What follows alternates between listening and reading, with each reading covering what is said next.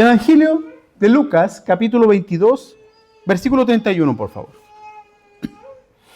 Leo entonces cómo está escrito. En el nombre precioso del Señor vamos a leer hasta el 34. Dijo también el Señor: Simón, Simón, he aquí Satanás os ha pedido para zarandearos como a trigo. Pero yo he rogado por ti que tu fe no falte, y tú, una vez vuelto, confirma a tus hermanos. Él le dijo: Señor, dispuesto estoy a ir contigo no solo a la cárcel, sino también a la muerte. Y él le dijo: Pedro, te digo que el gallo no cantará hoy antes que tú niegues 3 veces que me conoces. Que el Señor nos bendiga esta mañana. Cierra sus ojos un minuto. Señor, ayúdanos hoy a entender tu palabra. Que ella recobre vida en cada corazón. Ella es viva, eficaz, Señor, es cortante, discierne los pensamientos, penetra hasta lo más profundo de nuestro ser. Usted sabe perfectamente lo que ocurre en nuestro interior, en lo más profundo de nuestro corazón. Y hoy día tu palabra, Señor, nos revele lo que quiere decirnos a cada uno de nosotros y nos alinee con tu perfecta voluntad. Te lo rogamos en esta hora, Señor. Acompáñanos, inspíranos, Señor. Sopla vida a través de tu presencia en cada corazón, Señor, para recibir la porción que cada uno de nosotros necesita. En el nombre de Cristo Jesús. Amén y amén. Bien, vamos hoy día a hablar acerca de qué tipo de fe tenemos. ¿Trigo o cizaña? ¿Qué tipo de fe tenemos? ¿Trigo o cizaña? Bueno, Jesús en una oportunidad profundizó a través de una parábola en Mateo capítulo 13 acerca de estos dos especímenes, del trigo y de la cizaña. Quienes no lo conocen, el trigo y la cizaña son muy similares. Es muy difícil descubrir cuál es el trigo y cuál es la cizaña así a simple vista, porque si usted los mira, son iguales. ¿Ya? Pero hay una manera en la que uno puede reconocer cuál de esta plantación, cuál es el trigo y cuál es la cizaña, y eso es a través del aplastamiento. Es a través de la presión cuando el trigo se aplasta.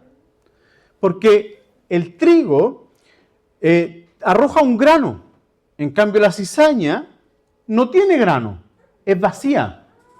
Y esa es la forma de diferenciar lo que tiene dentro, si es trigo o si es cizaña. ¿Se entendió? Ya, perfecto.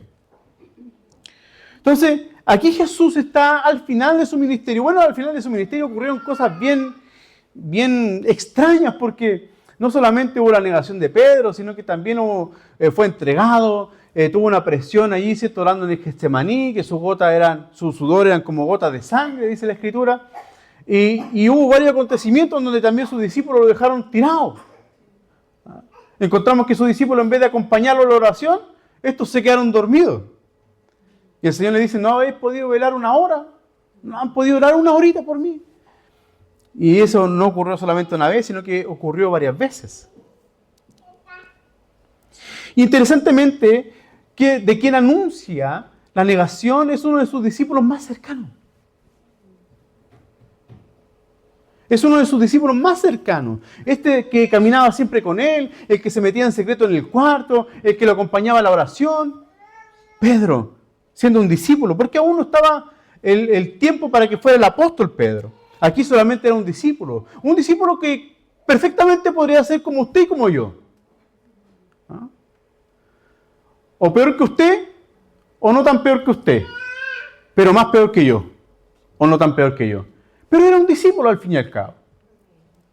Ahora, quisiera contextualizarlo. Quiero que no quite en su pensamiento que usted y yo somos como aquel discípulo que también falla, que también erra en el blanco, que también se equivoca, que también peca. Que aunque tengamos las mejores de las intenciones de servir, de amar al Señor, de buscar al Señor, en algún momento probablemente le fallemos.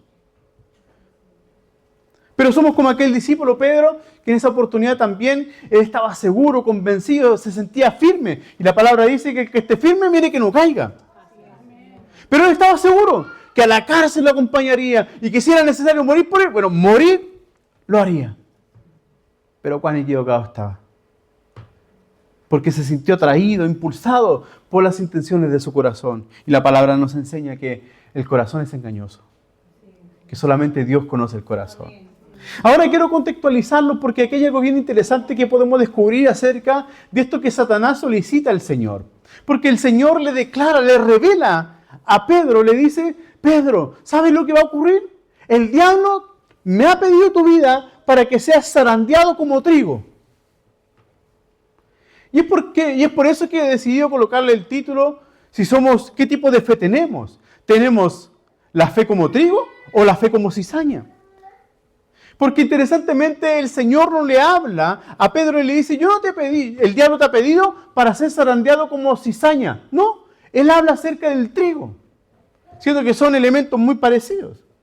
Ahora en la agricultura antigua el trigo era zarandeado después de la trilla.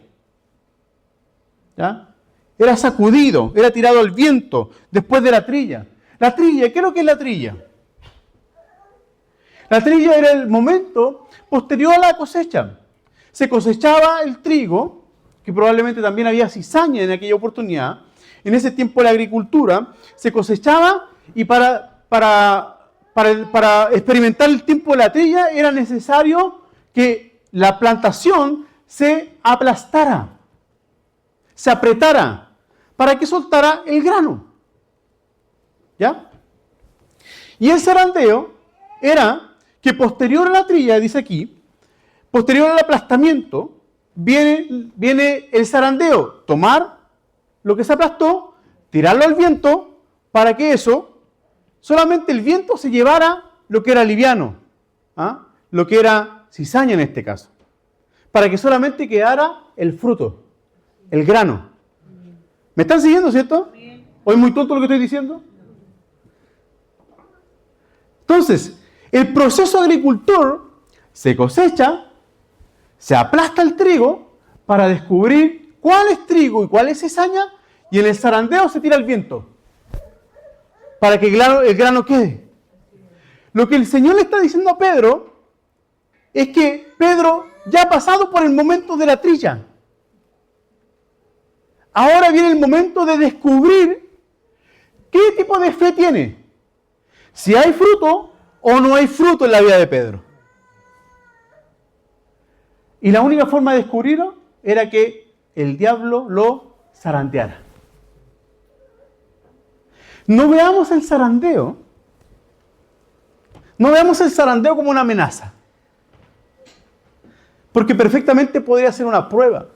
Y Dios prueba la fe de sus hijos.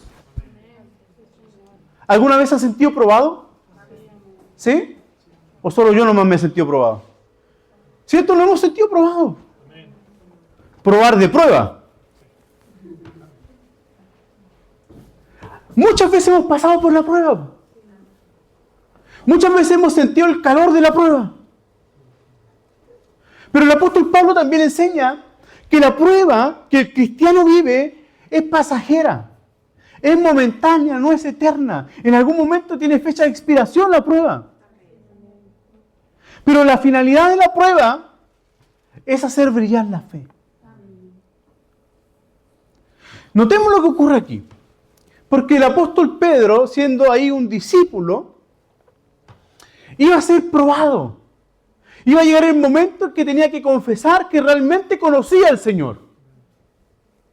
¿Cuántos a lo mejor no han sentido vergüenza y decir: no, yo no soy cristiano, yo no soy evangélico? Pasa mucho en la juventud. Yo siendo adolescente, nosotros predicamos, me acuerdo, un tiempo de la Plaza Esperanza hacia arriba, y me veían mis amigos. Y se burlaban de mí. Y yo decía: no, si no soy tan evangélico, decía. Mírenme ahora. ¿Cierto? Dios tuvo misericordia, ¿no? Y sentía vergüenza por eso. Y probablemente también actuamos como Pedro. No, yo no. Sí. Lo vi cantando en la esquina, uno me dijo. Te vi cantando en la esquina con los evangélicos. Con los canutos, decían. Bueno, todavía dicen los canutos. No, si no estaba cantando, no me la sé.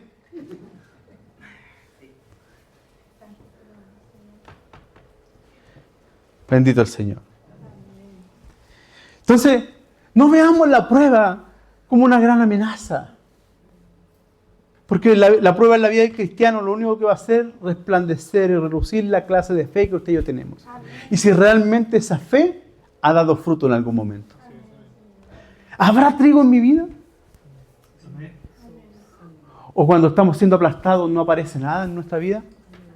No, ¿qué voy a servir al Señor? ¿Cómo se le ocurre? Mira cómo estoy. Estoy más pobre que... Yo conocí a un hermano que decía, estoy más pobre que un ratón. ¿Cómo voy a servir al Señor? Mira, no tengo trabajo, no tengo dinero. Nadie me quiere. Sonaba como una canción, ¿cierto?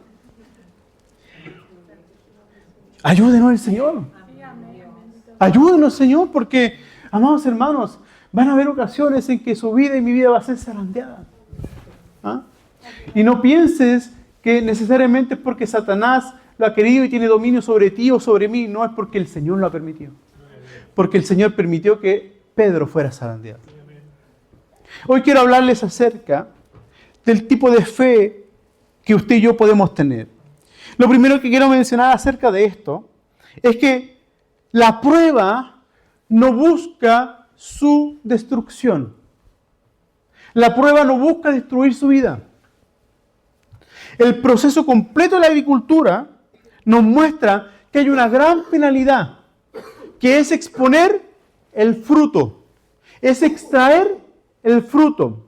Por ende, cuando venga la prueba, no piense que usted va a quedar tirado por la prueba. No piense eso. Aunque sea difícil. Porque hay pruebas más difíciles que otras, ¿no? Nosotros que pasamos por el colegio sabemos que hay pruebas más difíciles porque la prueba de educación física era más fácil que la prueba de matemática. ¿Sí? Sí, dice que sí. En mi tiempo era la prueba de castellano. De ciencias naturales. Eran difíciles esas pruebas. Pero una prueba de artes plásticas, no, técnico manual hoy día parece que, no sé cómo es. Tecnología, audiovisual, ya. Oh, se me cayó el carnet, permiso. Hoy día es tecnología. En mi tiempo era artes plásticas. Era más fácil la prueba de artes plásticas que la prueba de biología. Copio un dibujo. La prueba de matemática, las tablas. ¿A qué voy con esto? En la vida vamos a experimentar pruebas más difíciles que otras. ¿Cierto? Hemos experimentado pruebas más difíciles que otras. Hemos pasado algunas tristezas y algunas desilusiones. Hay pruebas más difíciles que unas que otras.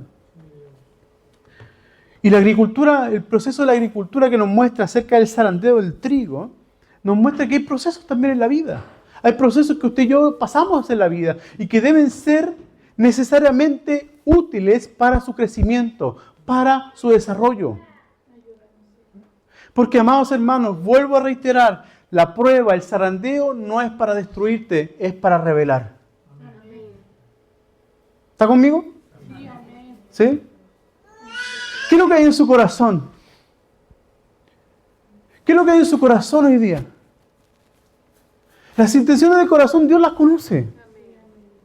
Pero ¿sabe que es necesario que la fe del creyente sea expuesta delante de los ojos de las personas? Porque si no creen a mis palabras, dijo el Señor, van a creer a los hechos, a lo que yo hago, cómo vivo, cómo soy como trabajador, cómo soy como profesor, cómo soy como estudiante, cómo soy como padre, cómo soy como vecino, ¿ah? Cómo soy como apoderado, a usted que le gusta hacer transmisiones de apoderado. Cómo soy como músico. No, yo te recomiendo al Francisco porque es seco para la guitarra. Aparte es responsable, es puntual, es respetuoso. Es lindo el Francisco. ¿Cierto? Dios te dé una esposa pronto. Es lindo. Pero fume sería, no, ¿qué va a contratar a Francisco? Lo cito a las 4, llega a las 5. No me sirve así. Pues. Llega más tarde que la novia. Pero diferente es cuando la fe se exterioriza. Cuando la gente dice, yo quiero contratar al hermano David porque el hermano David es talentoso en la soldadura. ¿No? Y más lindo es cuando alguien tiene una mala experiencia y uno viene a resolver esa mala experiencia. Este era el que necesitaba. Porque la fe no debe ser solamente interna, debe ser una fe externa. Pero el zarandeo la va a hacer relucir. La prueba. Cuando te encuentres pasando por aflicción, te vas a dar cuenta de que aunque la gente sepa que estás pasando una necesidad, tu rostro tiene confianza. No es que andes todo el día riéndote, ja, ¿cierto? No. No se trata de eso. Porque el gozo del Señor, nuestra fortaleza es. Y en medio de la aflicción, en medio del dolor, ahí está el gozo del Señor para sostenernos, para afirmarnos, para no tropezar, para no caer y para no quedar tirado en el camino, para no pescar la toalla y tirarla, ¿cierto?, fuera del ring. No, el Señor está allí para fortalecer tu vida en medio del zarandeo. Por eso el Señor dijo, tranquilo Pedro, el diablo te ha pedido para zarandear, pero no te preocupes, yo voy a estar clamando, yo voy a estar orando por ti, no para que no se te acabe la fuerza, sino que para que la fe no te falle, le dijo. Porque la fe será lo que nos llevará al éxito. La fe es la que nos permite ver el zarandeo como un momento de gloria del Señor. Entonces, esto es muy significativo, porque yo les hablaba que el zarandeo viene posterior a la trilla. Y esto quiere decir que la trilla, al ser aplastado el trigo, al revelar el fruto que había en el trigo, tiene que ver con el quebrantamiento del corazón del hombre. En algún momento Dios a veces nos quebranta, en algunas ocasiones Dios nos aplasta, para darnos cuenta de que necesitamos aplastar nuestro orgullo, nuestra autosuficiencia, y que realmente necesitamos volcar nuestra mirada y decirle, Señor, te necesito, eres tú todo lo que yo necesito en este proceso. Porque ¿sabe qué? En los procesos más difíciles de la vida, la familia se va, los amigos se van, el que era de confianza ya no es de tanta confianza, y a uno le dice, por favor ayúdame, se da vuelta la espalda. ¿O acaso no nos ha pasado que a veces hemos necesitado ayuda de alguien y ese alguien no ha estado allí?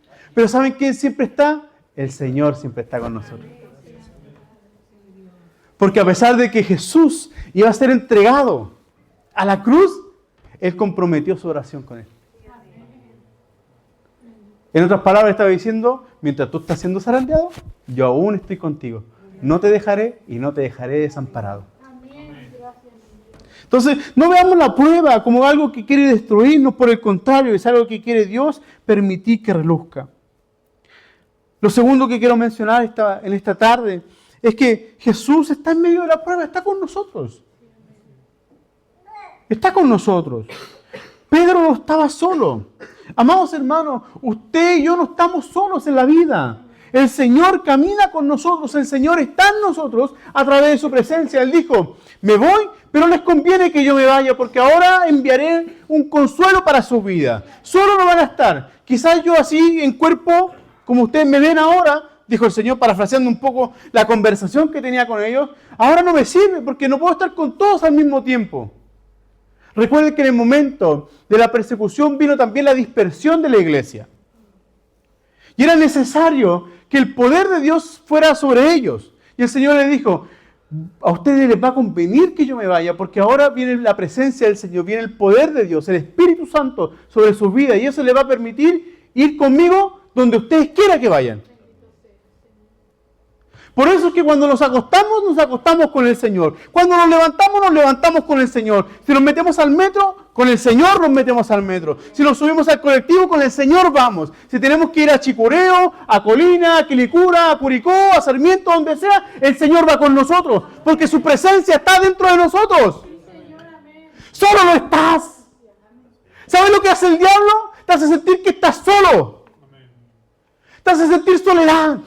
Te hace sentir que el mundo se ha olvidado de ti. Probablemente Pedro se sintió así. Por eso Pedro, cuando después que niega a Jesús, se va, se dispersa a los discípulos, se separa de ellos y comienza a hacer donde Dios lo había ido a buscar, donde Jesús lo había ido a buscar. Volvió a pescar, dijo. Pero amados, Dios sabe dónde volver a buscarnos. El Señor no sabía dónde estaba. No, el Señor sí sabía dónde estaba Pedro. Sabía que en algún momento lo iba a negar, por supuesto, porque lo anunció el Señor. Pero también sabía dónde ir a buscarlo para restaurarlo. Porque el Señor jamás nos deja solos. El mundo te va a dejar solo. Los amigos nos van a dejar solos. La familia nos va a dejar solos. Pero Cristo jamás nos dejará solos, porque su presencia mora en nuestras vidas. Si hemos decidido caminar con el Señor, debemos tener esta convicción de que en medio de cualquier situación que usted y yo estemos padeciendo, la presencia del Señor estará allí para fortalecernos. Cuando a veces cansados nos sentimos, viene su presencia sobre nosotros, nos inunda y nos da fuerza. Cuando a veces estamos tristes, viene su palabra en nuestro corazón diciéndonos, Señor, el Señor es mi pastor, nada me falta. Porque a veces sentimos que estamos solos, pero el Señor con su presencia nos dice, tranquilo, aquí estoy yo. Aquí estoy yo. ¿Cuánto no hemos sentido en momentos de aflicción, en momentos de soledad, que el Señor está allí con uno?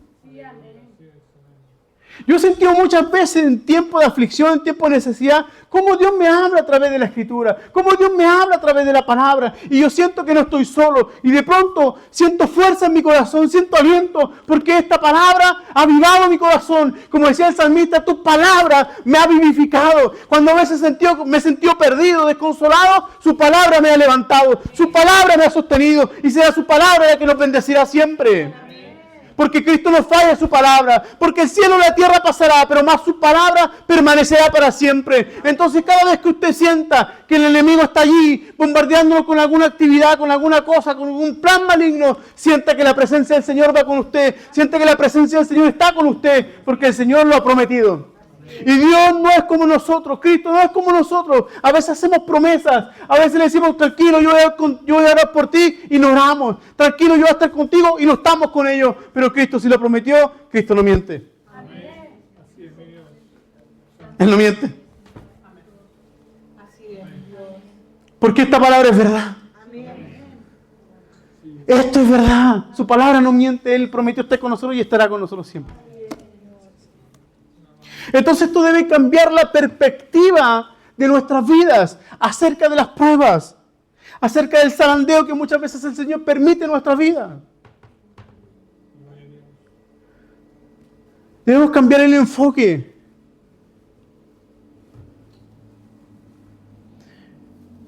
Pedro iba a descubrir lo débil que era. Quizás pensó que era una piedra firme, una roca, pero no era así. Era Simón. Y así le dijo, Simón, Simón. Le recordó lo frágil que era. Miren, notemos eso en el versículo 33, o el primero que leímos. 31. Él no le dijo, Pedro, Pedro, ¿no? Él le dijo, Simón, Simón.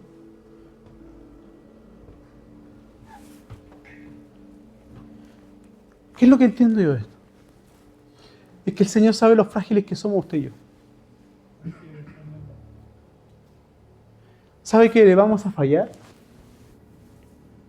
¿Sabe que nos vamos a equivocar?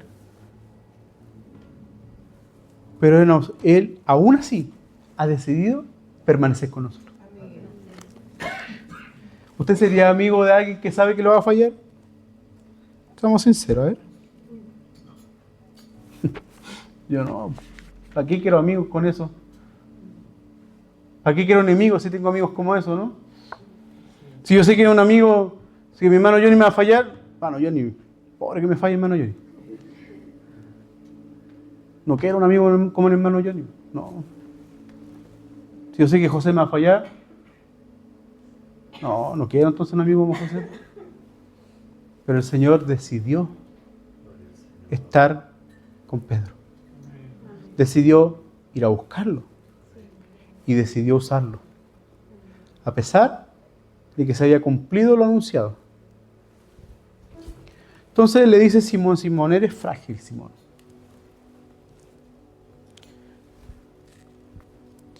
Eres frágil. Simón, Simón.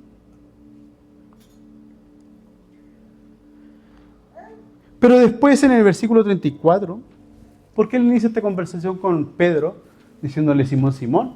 Pero en el versículo 34, ¿cómo le dice?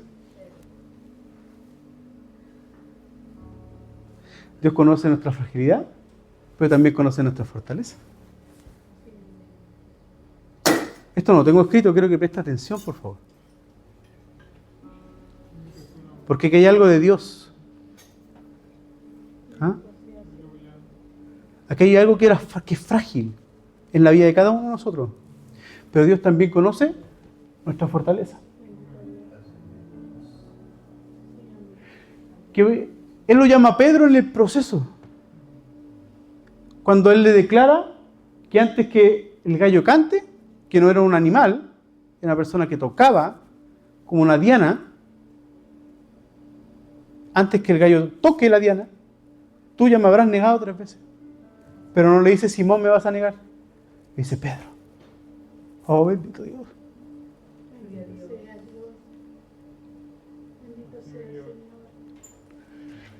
Porque en medio del proceso Dios te ve terminado. No te ve como Simón.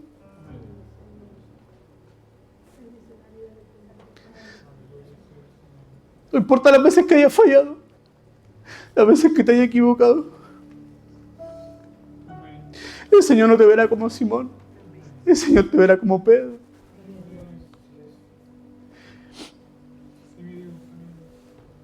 Porque Él te conoce. Él nos conoce, hermano Jacob. No importa las veces que le hayamos fallado al Señor. Lo seguirá llamando Jacob. No importa las veces que nos hayamos equivocado, David. Lo seguirá llamando por su nombre, David. Porque Dios no es como nosotros, que siempre recordamos lo malo de las personas. Por el contrario, Dios recuerda las cosas buenas y nos ve terminados.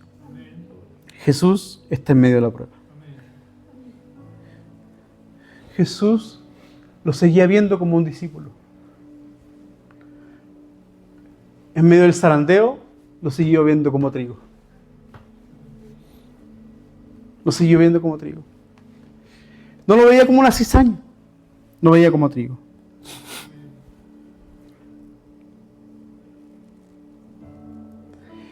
Dice en el versículo 33 que el Señor dispuesto estoy. Él dice, declara que está ahí. Pero en el versículo 32, el Señor ruega por él. Para que la fe no le falte. Pero mire lo que va a ocurrir posterior a esta negación. Dice que una vez él se arrepienta, se vuelva, porque el Señor tiene una conversación con él. Hace un tiempo atrás hablamos de esto. Pedro, ¿me amas? ¿Se acuerdan? Tú sabes que te quiero, le decía. Entonces tiene una conversación después de eso. Después de que lo va a buscar. Después de que Pedro, dice la Escritura, lloró amargamente. Porque le había fallado. Pero aún así el Señor lo fue a buscar. Y conversa con él. Pedro, oiga, ¿sabe qué? A mí me hacen algo malo y de verdad que es muy difícil hablar con esa persona. Y hacer cuenta que nada ha pasado. Pero aquí el Señor no hace cuenta que nada ha pasado. ¿Sabe qué es lo que hace el Señor? Lo restaura. Y a eso está llamada la iglesia. A restaurar al caído. A restaurar al que se tropezó y cayó. A restaurar, a traer al que se fue. A eso está llamada la iglesia. Y le dice, Pedro, ¿me amas? Señor, tú sabes que te amo. 3 veces se lo pregunta. Apacienta mis corderos. Pastoréalos. Y ese es el momento que declara aquí, una vez vuelto. Esa conversación está allí en esa frase. Y Pedro es restaurado. Y le dice, confirma a tus hermanos. Y llegó el gran día en que estaban todos reunidos en el aposento alto. Ya el Señor había sido glorificado. Habían pasado unos días en que el Señor ya se había ido. Había ascendido a los cielos. Ya habían pasado unos días en que el ángel le había dicho a los discípulos, así como lo venir, se lo verán volver. Y dice que el Señor les mandó que se quedasen allí y no se movieran, porque algo grande iba a venir sobre sus vidas. Este es el mismo que lo negó. Era parte ahora de un gran propósito, de un gran plan. Porque ¿sabe qué, amado hermano, amada hermana? Que a pesar de que nosotros le fallamos, el plan de Dios no se acaba. ¿Qué hubiese hecho cualquiera de nosotros? Busco a otro. Busco a otra persona. Pedro se fue, bueno, oremos por Pedro. Y busquemos a otro. Pero Jesús no fue así. Lo negó como discípulo y sabía que seguía siendo un discípulo. Y lo fue a buscar. Pero el que es discípulo lo fue a buscar. Lo restaura. Y comienzan a experimentar un tiempo de espera. En donde la Escritura dice que en medio de ese lugar había hombres y mujeres que tenían el mismo sentir, el mismo espíritu. Que es lo que debe buscar siempre la iglesia. Tener el mismo sentir, el mismo anhelo, el mismo deseo por la presencia de Dios, por la gloria de Dios. No se trata de hablar en lengua, danzar, no, hay algo más grande que eso. Vidas transformadas, quiere Dios. Sí, amén. Que si hay vicios, sean cortados, seamos libres. Eso busca Dios con el poder de su presencia, liberarnos. Restaurarnos, afirmarnos, sostenernos. Que si alguien tiene poco ánimo, bueno, para recobrar aliento, se va a parar. Probablemente Pedro era el menos indicado para que aquel día en que el Espíritu Santo descendió, se parara delante de todo y dijera: esto lo dicho por el profeta Joel. Era el menos indicado. Pero Dios lo usó a él. ¿A qué quiero llegar con todo esto, amada iglesia? En que si usted se mira y yo me miro, somos pecadores. Somos pecadores. Aquí no hay nadie perfecto. Aquí no hay nadie santo. Estamos en proceso de santificación. Estamos tratando de buscar la altura del varón perfecto, ser maduros en la fe. Pero aún así Dios tiene misericordia. Y nos usa. No solo para enseñar desde acá, sino que para animar a otro. Para fortalecer a otro. Para decirle a otro: ánimo, Dios está contigo. No para decirle: otra vez pecaste. Otra vez te caíste. Otra vez te desapareciste de la iglesia. Otra vez no viniste. ¿No? Sino para decirle: el Señor está contigo donde quiera que tú estás. Y el Señor te sigue amando igual. Entonces, el plan y el propósito no se disipó por el pecado, por el error, sino que el plan y el propósito de Dios estaba allí para cumplirse. Fue restaurado Pedro, hermana Evelyn. Y Dios lo levanta. Y sintió las fuerzas del búfalo sobre su vida. Y vino la palabra del Señor, porque el Espíritu Santo ya descendió sobre ellos. Y vino la palabra del Señor y trajo todo lo que Joel decía en los postreros días. Esto lo dicho por el profeta Joel, que en los postreros días derramaría de su espíritu sobre toda carne. Y unos iban a tener visiones, otros iban a tener sueños, otros iban a profetizar. Y hoy se está cumpliendo esta palabra, decía él. Y todos esos que escucharon, esos miles de personas, dice que comenzaron a compungirse de corazón. Pero antes el compungido era otro. Ese mismo que estaba predicando estuvo compungido. Pero ese mismo compungido Dios lo usó para compungir a otros con el poder de Dios. Entonces, ¿qué clase de fe tenemos? Este es el fruto de la fe de Pedro. ¿Hubo un momento en que falló? Sí, falló. Pero seguía estando en el proceso. Seguía estando en el quebrantamiento. Seguía estando siendo aplastado para ver qué tipo de fe tenía. Y la fe va a demostrar que en el nombre del Señor usted y yo podemos ser restaurados y podemos ser levantados del proceso. ¿Para qué? Para algo grande que Dios tiene preparado para nosotros. Ahora, ¿qué cosa tiene? Cada uno de ustedes sabe lo que Dios tiene con nosotros, lo que Dios tiene con su vida. Así que yo le animo hoy día a que cada día de su vida demos fruto. Que cuando pasemos por las pruebas nos refugiemos en el Señor. Ese es nuestro escondedero. Esa es nuestra roca más alta. Ese es nuestro castillo, ese es nuestro refugio. Mi lugar seguro, donde no siento vergüenza, no siento temor, sino que siento un temor de reverencia. Porque estoy en su presencia, ante su majestad, ante su poder. Ya que el zarandeo de la vida de Pedro no sería su final, sino que sería el inicio de algo grande que Dios iba a hacer con su vida. Y ya no le llamaría más Simón, Simón, sino que de discípulo sería apóstol. Apóstol Pedro. Que con un simple discurso, pero lleno de unción, 3.000 se convirtieron. Entonces, la fe nos va a llevar a eso, a que el plan de Dios y el propósito de Dios se cumpla en nosotros. Así que quiero invitarlos a que si usted ve que alguien está débil en la fe, seamos como Jesús. No para decirle Simón, Simón, sino para decirle tranquilo, yo estoy orando por ti para que tu fe no te falte. Mándele un mensaje a uno hoy día. No te vi en la casa de Dios, pero hoy estoy orando por ti para que no te falte la fe. No te falle. Sigas creyendo en el propósito de Dios. Sigas creyendo en el plan de Dios. Porque el plan de Dios no tiene fecha de expiración. Quiero invitarlo a que puesto en pie, le demos gracias a Dios.